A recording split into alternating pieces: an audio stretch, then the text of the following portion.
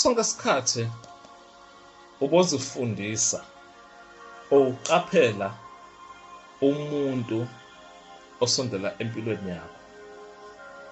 Akusiso sonke isikhathi lapho kumele ukhale kuthi kungani bosibana bangekho empilweni yakho, kungani bosibana bakushiya, kungani bosibana bahamba.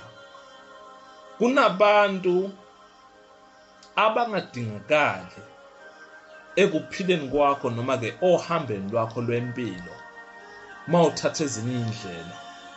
Kunezinye indlela ezidingakala ukuthi wena mawuthatha isinqumo sokuyithatha, kunohlobo oluthile lwabantu ekumele basuka, kunohlobo oluthile labantu okumele uhambe nabo. Akusibo bonke abantu ozohamba nabo le ndlela le lothu ehamba, most especially mawumuntu kamoya, uhlangabezana nabantu abaningi empilweni up until uze uyofika lapho umdali edale ukuthi wena ufike khona. Kunabantu abaqale bafike empilweni which is phase 1, ukuzoletha isifundo, ukuzoletha ama-challenges empilweni yakho, ukuze wena ekugcineni uzozibuza ukuthi kungani ngibhekane nezimo ezinje, kungani mina ngidlule kule simo lesi, abanye abantu baphila lenye impilo.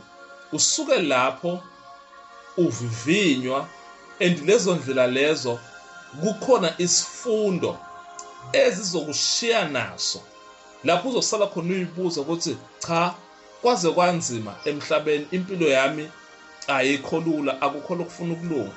Isikhathi, isigaba thize, kukhona i-train besuke utrainelwa yona, and leyo train leyo kudingakala ukuthi wena uyihambe wedwa noma ke uyihambe nalabo bantu lobe uyihamba nabo.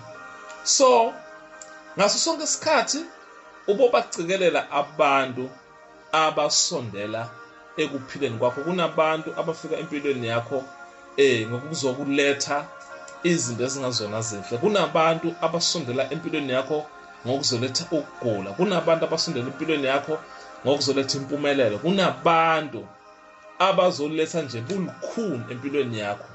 Lamuhla uzithola unalesimo lesi lobhekane naso, umuntu lwasondela ekuphileni